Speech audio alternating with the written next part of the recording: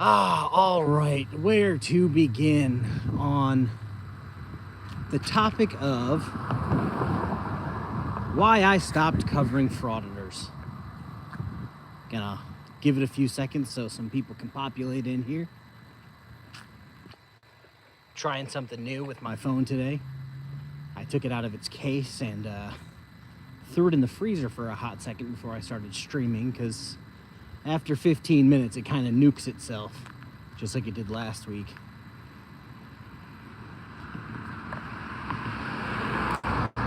Alright, we are live. In the words of a meth head I know, live, live, live. Alright, we're just gonna get into it. Yeah, they are just too much of a headache. In the last 3 days,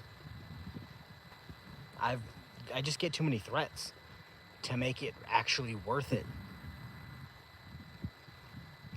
And then we're gonna talk about a political figure for a hot second, because they're trying to use it as a shield.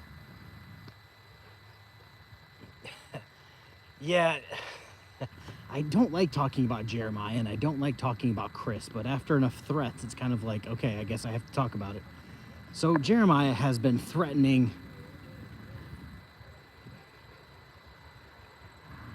I'll talk about that in a second, internet god. I'll talk about that. I even pulled up the article. I pulled up the whole article, and I was going to make a video on it. I just haven't gotten around to it yet. But yeah, this weekend it was all about Chris Ryder making threats to me. So I had to call around and report him to the necessary authorities in his area. They were unpleased with him. And today, after Jeremiah Payne made a bunch of threats and borderline, I would call it harassment almost, I had to call his local police department. I was gonna save this for Booze and Body Cam, but I did call his local police department. If you know, you know. And it's actually quite funny. They don't run a non-emergency line, so I called, and I didn't want to bother 911. So I waited. I forgot what button it was for records, hit records. They gave me the number to directly get to 911 without using 911. Moral of the story is, an officer from that city called me back. And when I said, who I am, what I do, I believe it was from their personal cell phone, so good luck getting that. Yeah. They informed me that they have also been in Jeremiah Payne's videos, and that you shouldn't believe a word Jeremiah says. I said, I've been covering him for years. I think out of my 1,200 videos, yes, 1,200 videos, I have covered him a whopping 18 times. Yeah, it's the news story. Oh, there's a new story. I'm thinking that's news story, but let me talk about Jeremiah Payne, getting off topic here. I called them. They called me back. I got an officer that has actually been in some of Jeremiah's videos. I gave them my name, and they said the only case involving someone with a similar name as mine took place in 2007. So, yeah, and now let's talk about Chris for a second. Chris is kind of doing the same thing. You cover these people, you expose their, let's call it, misdeeds, and then they want to cry how you're threatening them and all this other nonsense that isn't happening. And Jeremiah and Chris are kind of leaning hard into this Charlie Kirk thing and thinking, oh, they're next. Nobody cares about you that much, guys. I'm sorry to break it to you. Nobody cares that much about you guys. And I'm not in another trap that Jeremiah, stepped in. Somebody's impersonating me on Discord. And he's trying to say it's one of my friends, but if they're trying to get me hemmed up, why would it be one of my friends? It might actually be just Jeremiah being Jeremiah, the perennial victim. He says I make more videos on him than anyone else. Again, I looked up LDOF, which is the title I use for every one of my videos on him. 18 videos out of 1,200 videos, and that's including shorts. So, airball on that one. I have called around to a few attorneys in that area who seem quite interested in taking everything from him, but we'll wait on that.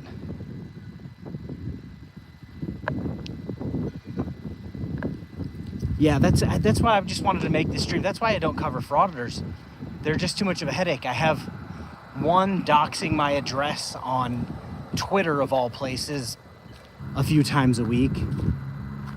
That shocker, I get taken down like that day. I had another one, some would say prominent. I wouldn't say prominent, but some would. Frauditor come into my live stream last night and tried to dox my street where I live. So it's just like, you by far have more videos regarding Chris and BSBT versus Jeremiah. Yeah, exactly. You could literally go to my channel and go to the search tab on my own channel, and I've covered tons of people. I've probably covered Tyrants Beware more times than Jeremiah Payne. And then he had the nerve, this is kind of what set me off. He told me that I was ugly in comparison to him, which made me laugh because, again, he looks like a shriveled old nutsack. Well, that's what I tried to tell him, Internet God, when I was doing my live stream on him the other day. If he wants to keep pushing, pushing like defamation, slander, filing false police reports, like if it costs me anything, like he's talking about, oh, I talked to YouTube and they said they were going to probably remove your channel. He said he talked to them on the phone. I know channels with hundreds of thousands of subscribers, millions of subscribers, who can't even get YouTube to talk to them. So I doubt they are talking to Jeremiah. But even if they are, what he's saying is made up nonsense in his head. And like I said, if I get demonetized, I will take him to the cleaners for that wagon, the umbrellas, Sam Squatch's walking boot. I'll have that as a trophy in my office after I, sanitize it. But yes, that is why here's my theory. Here's my theory of why they're all getting kind of crazy. They are realizing that now that COVID is over, not many people are watching them. Whoa, Parson 1122. Watch yourself.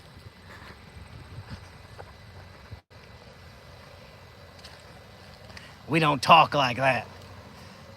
But no, I feel like that once they realize that,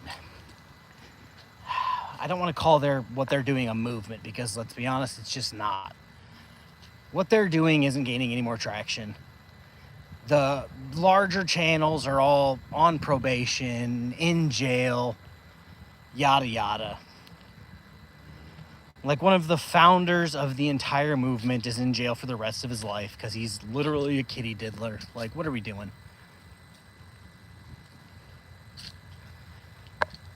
Now that they know that what it takes to be a frauditor and get traction is you have to constantly get arrested. And a lot of them are just unwilling to do that now. They were willing to do it during COVID time when, again, from experience, you weren't getting arrested for anything. Where I worked, we would arrest you for domestic violence, drunk driving, or if you actually cause someone severe harm. Anything else, it was here's your citation, show up to court when the paperwork gets to you.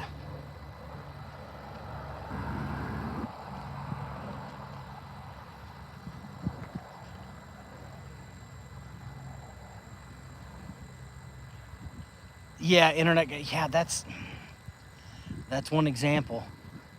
But then you look at the Florida people, and even Rogue Nation's sitting on probation, right?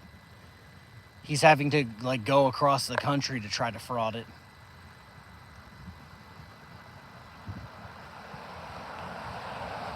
And I also realized this with another group. If you ever notice the names of frauditor channels, they name themselves things that if you try to fight against them, they just go, oh, my channel's about this. Are you not about that? Like anything transparency. They're like, oh, if you hate me, you must hate transparency. And it's like, no, I hate your lack of transparency. You can't just name yourself something, not go by it, and then lean on it as a crutch or a shield.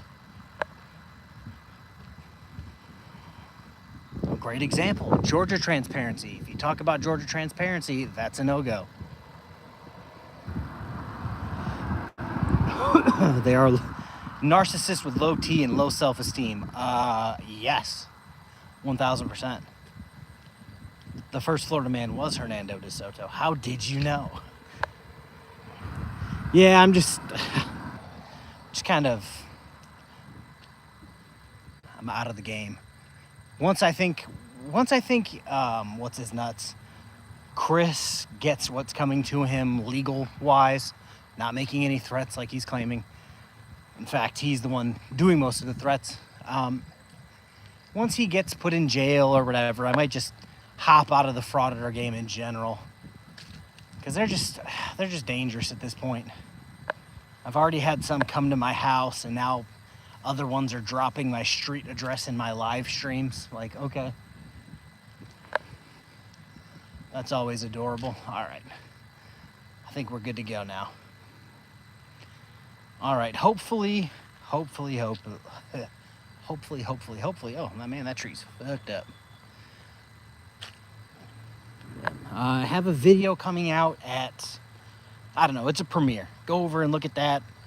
Like it. Hit the notify me button. Oh, I had to get that out of the way because I'm about to do a voice I don't want to do. It's on Rebel Studio 2, who made a whole video about me sitting in his unfinished garage. Oh, God. That voice is getting harder and harder for me to pull off.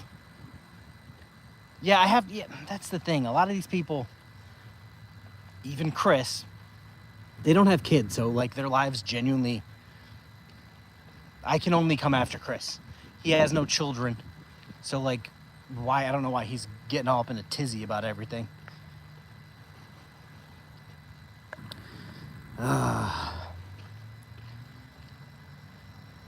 Cerebral tackle for $5 after you're not out. They'll put on lipstick and dress and get arrested and you'll be right back in. No, I'm trying to be out, but I am at the school now, so I will see you guys in the premiere later.